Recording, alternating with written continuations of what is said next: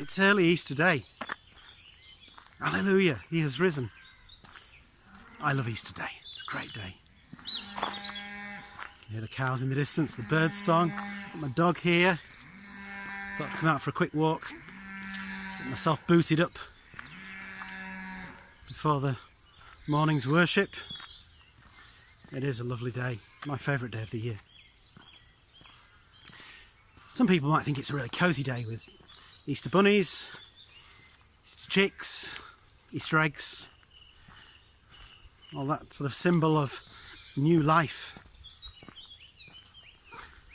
And I agree, that new life symbol, that new life idea of Easter is really important.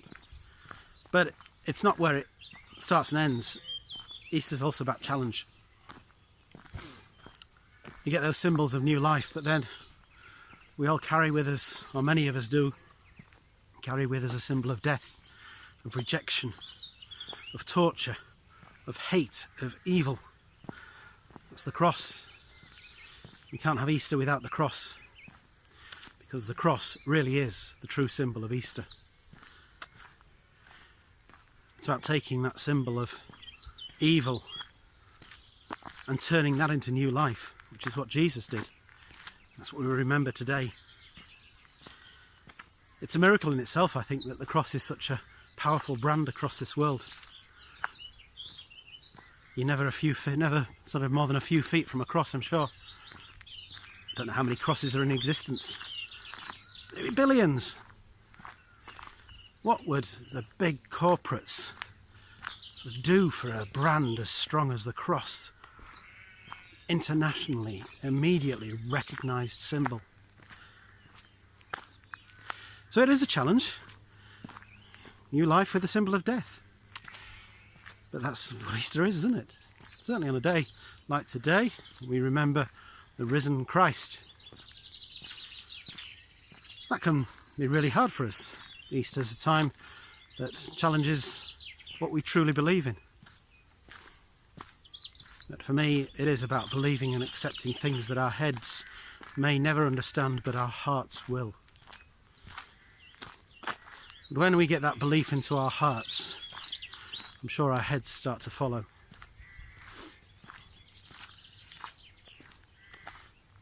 It's about sacrificing logic and allowing ourselves to be transformed. Transformed by the love of God for us. What God did for us. There's that prayer, that saying I came across the other day.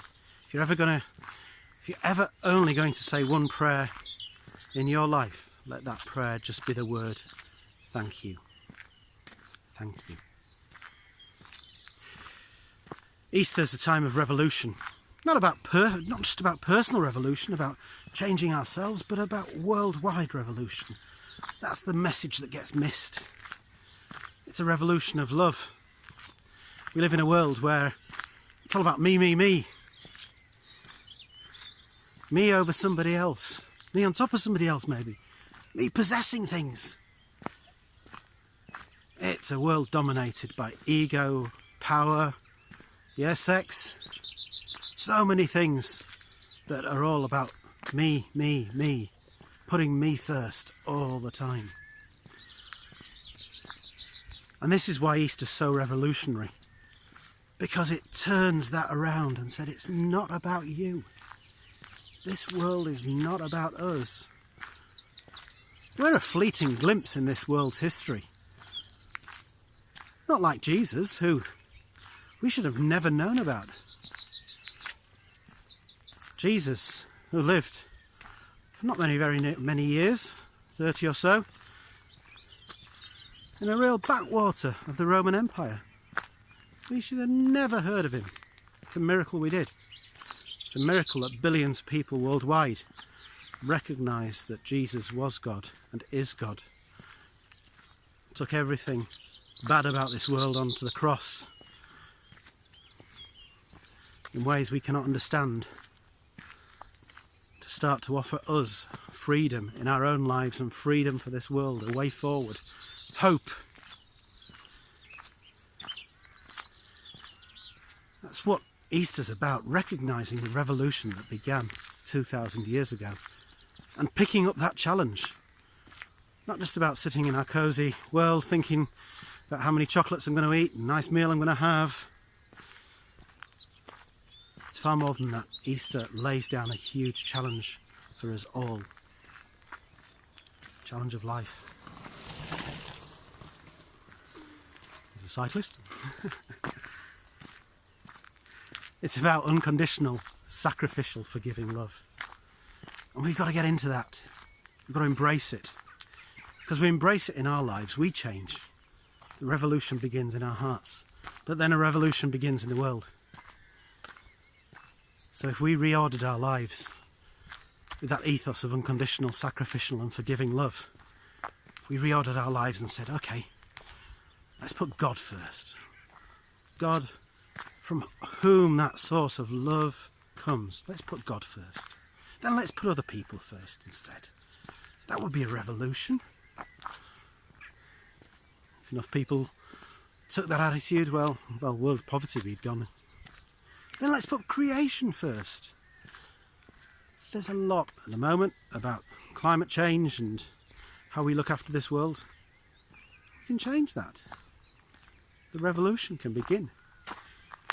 And then after God, other people and the creation, then we put ourselves.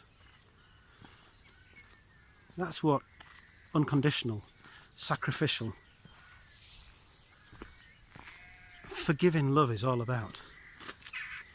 Jesus, who out of anybody who ever lived could have dominated this world with legions of angels, he had that power. It was so tempting for him just to say, no, I'm going to take up that temptation from the devil and I'm going to install a reign that's all about me. And nobody would have the opportunity to free will to turn against me. Jesus didn't do that. Jesus turned that power on its head and got the right order of love with God first, other people, creation. Jesus humbled himself on the cross, then was risen to show that love conquers all. So, if you're ever going to say only one prayer in your life, let that prayer be the word, thank you.